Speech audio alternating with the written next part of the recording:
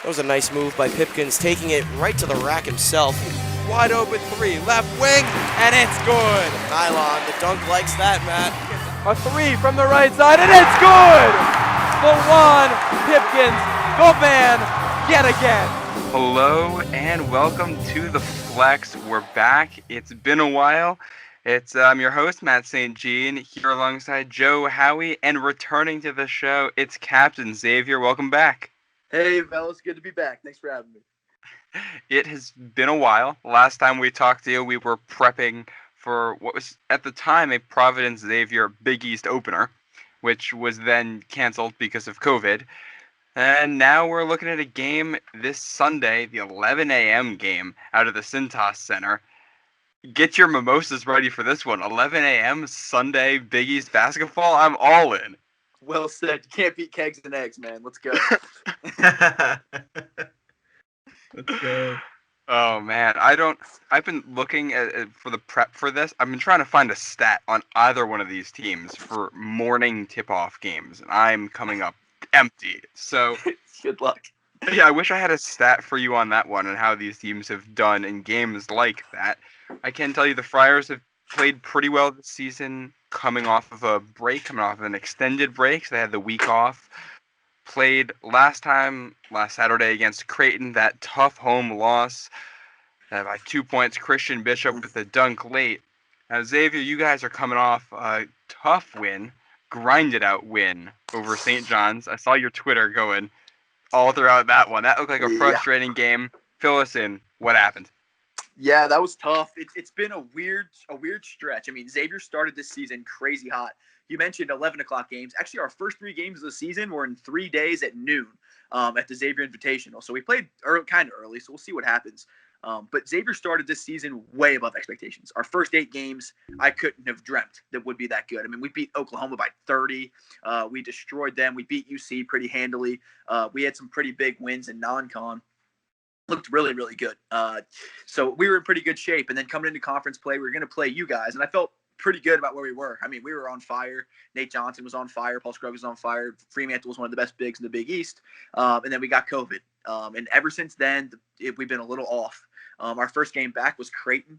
And it's obviously Creighton. You know, they're tough. And we played them tough. I mean, we were off. Like our momentum wasn't there, but we lost by 5 and we played tough, but neither team was hitting. I mean, we were off, they were off, and it felt tough not to take it when they didn't, you felt like you didn't get their best shot. And then obviously we got pounded by Seton Hall at home, which was just embarrassing. And I think Seton Hall's a good team, but I don't think we should be losing to them by 20 at home. And then last night, we just did not have the juice, no energy until the last 5 minutes when Colby Jones, DeJuan Odom, like the young guys, really took that game and just refused to go out, with a loss there, which would have been 3 in a row. So you feel a little bit good there at the end, but we're in a weird spot, man. Like Fremantle, Nate Johnson, 2 of our best 3 players that up to this point in the season have been off since we got back from COVID. So we're in a weird spot. I think, last night was some positive momentum for the last 5 minutes, but the first 35 were horrible. So it's been five halves pretty much in a row of rough basketball for Xavier. Yeah, I mean, that's reflected in the score sheets of the first 8 games the Musketeers played. In 7 of them, they scored at least 70 points. Now, the last 3 games, they have not hit that mark once. 61 points against Creighton, 68 at home against Seton Hall, and 69 in the home win over St. John's. Nice. So this is an offense that looked potent to start the season. Maybe hasn't looked as good since conference play. Coming back over to the Friars for a sec, Joe. I think if you're talking about inconsistency with offense, the Friars know quite a bit about that so far. Yeah. Actually, Cap, to your point about Xavier's win last night, I think the Friars played a very similar style of game. If you look at the basic skeleton of what happened, we were sluggish the whole game until the final even 2 minutes. I think Xavier, you said, picked up in the last 5. It took us till the final 2 minutes to be like, you know what, we got to play to beat Creighton here. And we only lost by 2, which, I mean, on a night when you play as terribly as you did, and I say terribly very strongly because we played really bad against Creighton, to only lose by 2 is a blessing, because after I saw what Creighton did to Seton Hall, man, I'm grateful they didn't come into our gym and do that to us, because Creighton is scary. You could say all you want about Villanova. I think Creighton's top dog of the Big East. I mean, you were up 42 points at one point on Seton Hall. But I won't go into that. And we could do another podcast That's entirely insane. on that. I know. On that game. But for the Friars, I think you got to go back to your bread and butter. I mean, the one constant of this team that works time in and time out is Nate Watson. You just got to give him the ball in the paint and let him go to work. And listen, I actually think he's in a little bit of a slump. He's still putting up double-digit numbers night in and night out. I don't think he's had a game yet where he scored less than 10 points. But we're not seeing him score with, I'm going to say, the exclamation points that he has been in the past. Like, you've been seeing him, put up little bunnies, little easy layups, get into the free throw line.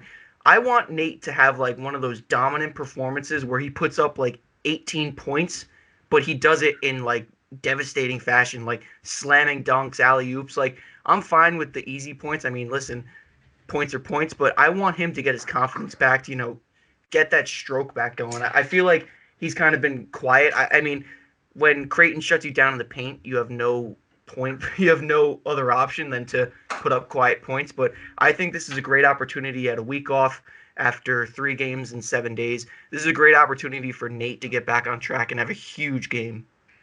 Yeah, he had 13 points against Creighton, but that was on 4 of 11 from the field, so not a particularly efficient game for the big man. Cap, do you think Xavier's going to have an answer for him down low? No, I don't.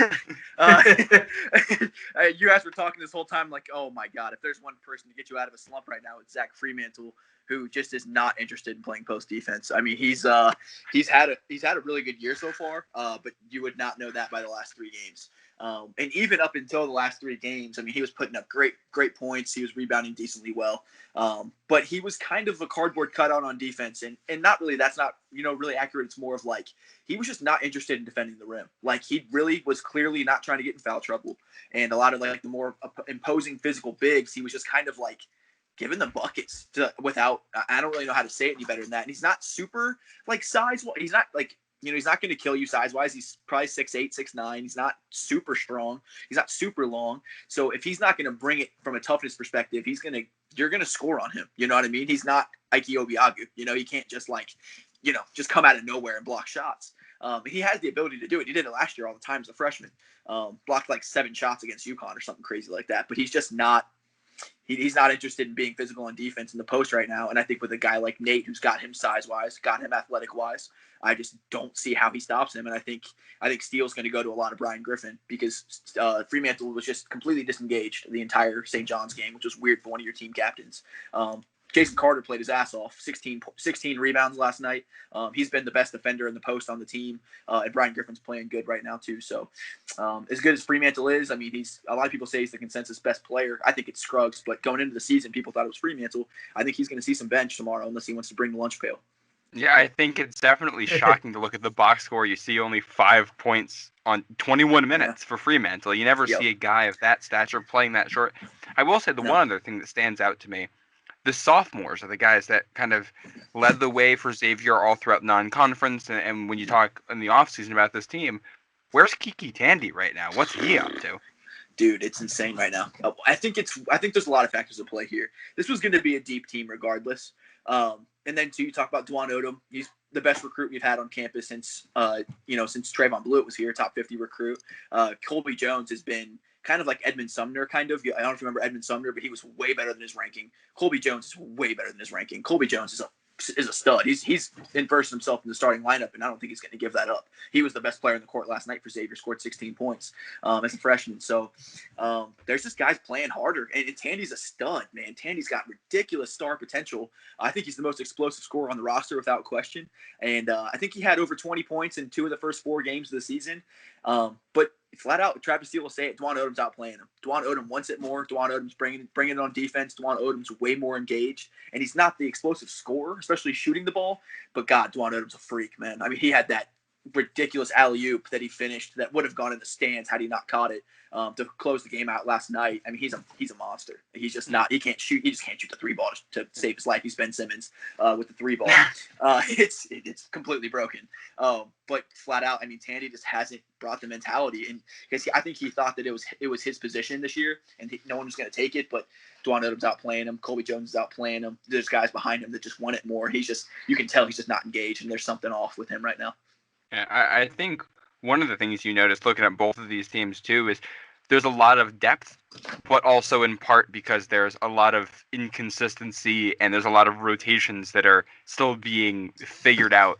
Joe, I'll come back to you on this one. We've talked about this a lot, but there's going to be another question coming on Sunday. Jared Bynum. We don't know if he's going to play. He's day-to-day. He would not have practiced on Wednesday if there was a practice. If he's not able to go for the Friars, what are they going to do at the guard position? This is a great question. I don't like this question, but it's a great question. The reason I don't like this question is because I think the obvious here is that we're going to have David Duke run the point. That's no disrespect to Alan Breed or Bryson Gooding, but David Duke just has much more experience running the one than those two. I think that's a heavy order to ask Alan Breed as a freshman. I mean, he's been logging the most minutes as backup point guard other than Duke, but that's a flip-flop situation. That's a tall order for a freshman to start on a road game on Fox against a really good Big East opponent at the point guard. I think you're going to see a bigger lineup. You're going to see the Duke, Reeves, maybe Gant, Nichols, Watson, or maybe Horkler because of how well he played. But I'm expecting the two forwards at the 3 and the 4. You're going to see A.J. Reeves revert back to that sole shooting guard position instead of a wing shooting wing. And you're going to see Duke run the point by himself. And, that presents a huge challenge for us because we really struggle when we put Duke on the ball because you're asking him to do two things, which are two very big things. You're asking him to facilitate and run the offense, and you're asking him to score. And we saw what happened when you did that against Creighton. I mean, he's a player that when he's off the ball, he's great. And when he's on the ball, he's okay. But you'd much prefer him at the 2 because you know what he can do when he can score. I mean, he's fantastic. But I'm expecting him to play the 1 if we have no Bynum. And that's if we have no Bynum. We don't know yet. Yeah, that's certainly a big question mark for this one. And when you look at the guard position for this game as well, interesting storyline is going to be Paul Scruggs against David Duke. No matter what Bynum ends up doing, I think you're going to see a lot of Scruggs and Duke going at it back and forth. Scruggs, one of the best assist guys in the Big East, but also a scoring threat. Duke just shy of 20 points per game. That's a matchup I cannot wait to see on Sunday. Yeah, I think I'm really excited for this game. I always like when Providence and Xavier go head-to-head. I feel like no matter what, the games are always really tight and really electric. I mean, even if there's a game where Providence or Xavier wins by double figures, it's usually in the last final seconds that the team will run off with it. These games are usually traditional rock fights. So I'm really excited. I think we have a great matchup between Duke and Scruggs and Watson and Fremantle. I think if Watson is on Fremantle, I don't know if Cooley's going to put a forward on him because he can stretch the floor a little more. But again, you've got guard versus guard, big versus big, and it's going to make for a great, good old-fashioned Big East rock fight.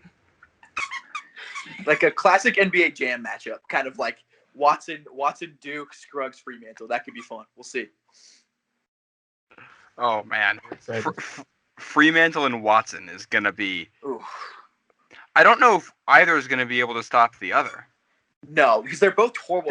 They're horrible mismatches for each other. Like Fremantle's the exact kind of big Watson wants nothing to do with, and Watson's the exact big Fremantle wants nothing to do with. So it's going to be fun to see what happens. I think this could be a big bounce back game for Fremantle. If he's engaged, he's a stud, man, scoring the ball. I mean, he's been what he's been on defense, but that kid can he can score. He can absolutely score. And then we'll see what happens with Scruggs. I mean, I think the team goes as he goes. I mean, we have a lot of dudes that can play, but he's definitely like the pulse of the team. And he's been a little off the last few games. And I think that's been a huge reason the whole team's been off. Because when he's on, he's a load, man. I'm kind of like I've watched you guys. I mean, Duke's a stud. When he's on, that is a tough team to beat. Kind of with Scruggs. I mean, he's doing a little bit of everything. He can shoot. He can get to the bucket. He's got a lot of dudes he can spray and pray to. We got a lot of shooters. When he's on, we're tough to beat. When he and Fremantle are on, it's a tough team. Speaking of something that's tough to beat, one thing that really has not been tough to beat for either of these teams, the buzzer. Both teams with some of these shocking buzzer beater wins on that first day of Big East play. No, that first day for each team. Xavier with Adam Kunkel over Seton Hall. No, that's sorry, not over Seton Hall. Marquette. Yeah. And then A.J. Reeves for the Friars over Seton Hall. I mean, if this game comes down to the wire, either team has guys who could have that ice in their veins. They can make those shots. Mm-hmm. Absolutely. Scruggs has done it before multiple times. So, yeah, I think they both have shooters. I mean, but you guys have some gamers, man. Like, I love Providence's roster. I've said it the last 2-3 years. I mean, Providence is always one of those teams where in the preseason, I'm like, God dang, do they got talent? You know, I feel like you guys are always long and talented. You got, like, a lot of depth in a lot of different positions, especially your wings I've always been impressed. So I'm not surprised at all to see Providence put it together a little bit recently. I feel like in the preseason, I'm always like the same way. Like, yeah, we got a good roster, and then the first couple games, I'm like, oh, what are we doing?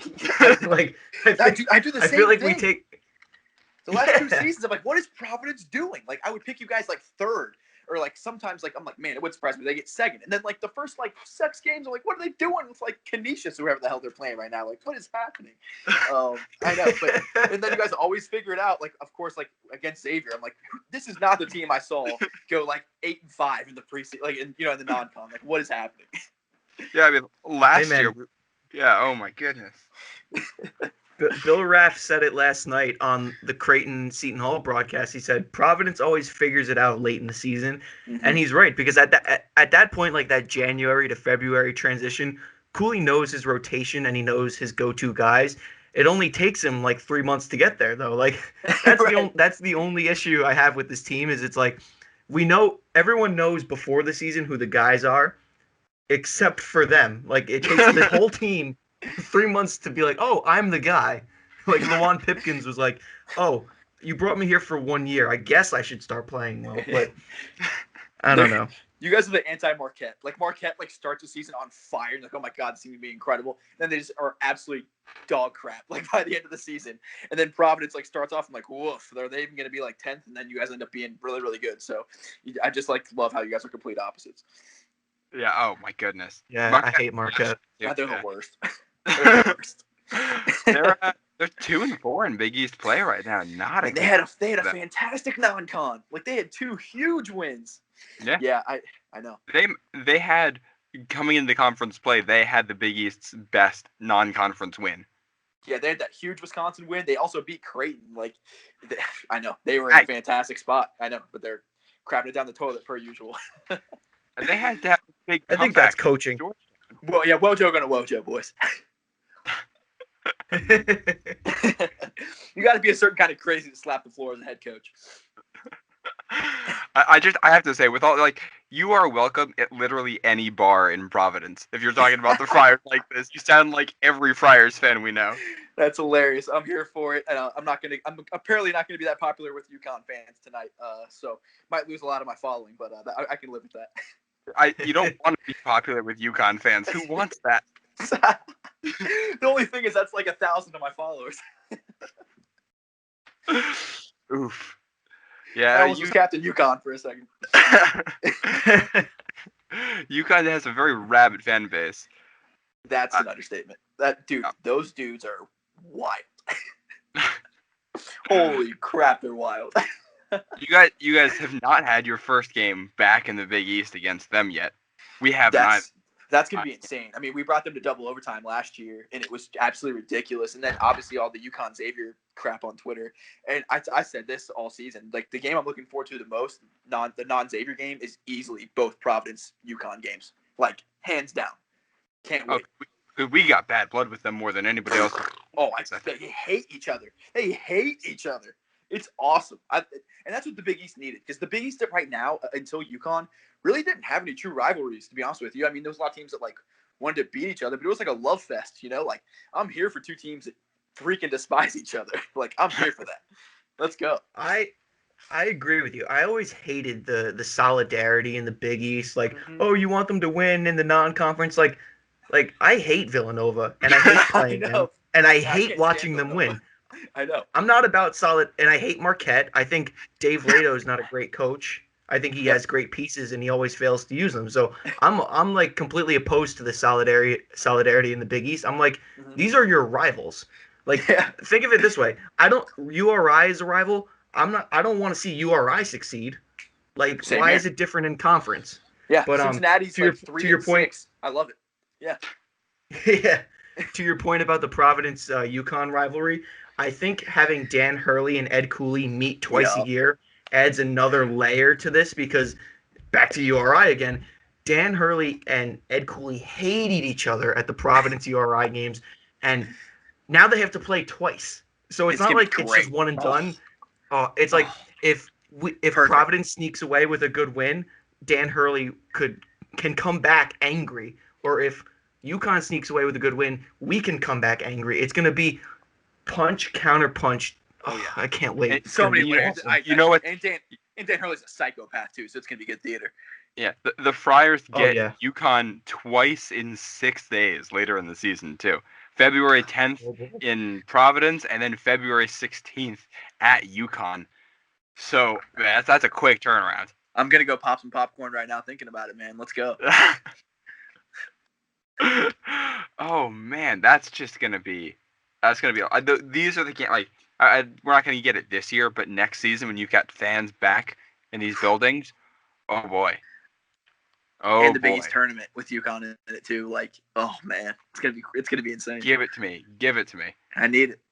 I need it. All right. We're going off topic on the game here. Is there anything else that's really worth saying about this Providence Xavier game? From my perspective, I just think it's two teams that need wins. I mean, they're like we talked about a little bit before the show. Like, they're both square on the bubble. Like, and it's just like this is where you earn that March bid, man. I mean, this is where it cannibalizes each other. I mean, you know how it is. Pretty much 8 all the way up to 1. I mean, you can't take any of you can't even take DePaul for granted anymore. But like, if it's 8 through 1, if you're seeing a non-Butler, St. John's, DePaul, Georgetown team, like, you're in for a fight, man. Like, none of them are going to be easy wins, and it's just two teams that need to win and are fighting for that position. Tooth and insert correct phrase here. I mean, they both need to win. They both need to win, man. Like, hard, and this is what it's all about. Yeah, I agree with you there, Cap. I think big picture, when you're looking at the big dance, this is a very important game for both teams. For Providence, it's the potential huge road win. For Xavier, it's a potential home stop. So it's like huge on the bigger scale.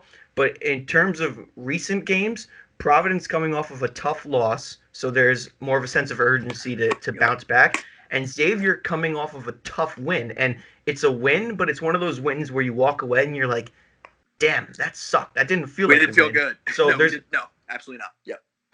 So both teams are going to come into this one with a sense of urgency, and both teams are going to come in groggy because it's at 11 o'clock in the morning.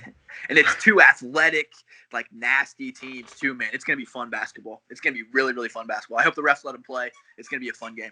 Yeah. All right, Cap, give me an X factor for this game. Give me a prediction. X factor. It's Fremantle. It's 100% Fremantle. It wouldn't surprise me if he shows up and gets 24 points. It wouldn't surprise me if he's a complete no-show and we have to play Brian Griffin just because he just didn't want to be there mentally. I don't anticipate that, but it wouldn't shock me either. So I'm going to say Fremantle. I mean, just a huge variable there of what he could be. And a prediction, it's at Xavier. We're not playing well. Just to be I mean, I picked Providence in the last one, and I think that was kind of capped. To be honest with you, I got off the show. I was like, we're gonna win. But I'm being dead serious. I don't think we're gonna win. I mean, I'm not. It's Xavier Providence. I mean, I'd say it's like a 55% chance Providence wins, but I'm gonna take Providence. I mean, we played like crap the last 3 games. Just straight up, we played like a dump against St. John's, and a lot of our best players are off right now. So it's hard for me to practically think that we're gonna win. So I'm gonna take Providence in a. I think it's going to be pretty physical. So I'm going to say around like 72 to like 65. All right. Joe, what about you? Cap, you went big with your X Factor. I'm going to go even bigger with Nate Watson. So just fair. That's the matchup. Historically, Yeah. It is. Keeping with the big on big matchup. Historically, Watson's played pretty well at Xavier. I think that's a testament to his little mini rivalry with Tyreek Jones. The two of them always like to put on a show when they play each other. Great. And it was great paint basketball to watch because they're two of the more traditional bigs in the Big East, which I love. I hate those like Jeremiah Robinson Earl where he's like a 3 guard, but he plays the 5. I love true centers, and I think that's what you got with Nate and Tyreek Jones. Nate, in last time we played at Xavier, put up 16 points and 7 rebounds, and that's a stat line that he'd put up this year, and that was a good night for him last year, a good night. So I think if that's what he put up last year, and that's basically what he's averaging this year, less than what he's averaging, I think he's due for a really big game. I think offensively, he has the advantage. I think Fremantle has the defensive advantage over him because Nate can't really spread the floor defensively to guard Fremantle. So I'm expecting a forward, maybe Horkler or Nichols to guard him. But I think offensively, Nate is our go-to guy. And, I think Xavier, it was a tough game for them against St. John's, but it was a win. And John Francis said it when he was guesting on our show. He said, you are what your record says, and a win is a win. Doesn't matter how ugly, doesn't matter what it looked like. If you come out victorious, that's a W on your resume. So while there is a sense of urgency for Xavier to bounce back, I think Providence, coming off of a loss, has a higher sense of urgency because now that's another L, another tally on the other side that you don't want. You need to make up for it. I think Providence wins. I think score-wise, I think you're right. It's going to be physical. It's going to be more of a low-scoring game. I'm going to say 75-72 Providence. All right. Well, you guys heard it here. Both of you predicting Friars wins. This game will be this Sunday at the Cintas Center, 11 a.m. on Fox. Make sure you get up early, get your breakfast going, get your drinks going, so you're ready for this one. Friars at Mimosas. 7-4. Yes, we need the mimosas this weekend. Friars 7-4, 3-2 in conference play. Xavier 9-2, 2-2 in conference play. So this is a very, very important one. Should be a fun game. Cap, we want to thank you for coming on. Hey, thank you as always, man. I'll always here for it. Hopefully after how this one goes, we can still be civil with each other. Hopefully we have a fair fight here. We'll have no doubt. Game. It's all in good fun, man. We're enemies for one day, but it's all in good fun either way. So good luck, but may the best team win, and hopefully that best team is wearing blue. All right. I mean, you heard it there. We can't agree with that statement because we know the best team is going to be wearing black. Friendly, you know? Just one closing thought, Matt. Mm-hmm. A game like this screams, in normal times, mimosa pitchers and bagels at Old's Bar back in Providence. That just came to my head now. You know what else screams, Joe? Throwback uniforms. Bring out the throwbacks. Ooh. Bring them out. Can we get Raftery on the call, please? Who's on the call for this one? You, Joe? I'm looking it up right now. I need Raftery, man. I need a good call. I need a good call for this one for sure. If we could get some Gus Johnson. Oh, I mean, that's a dream.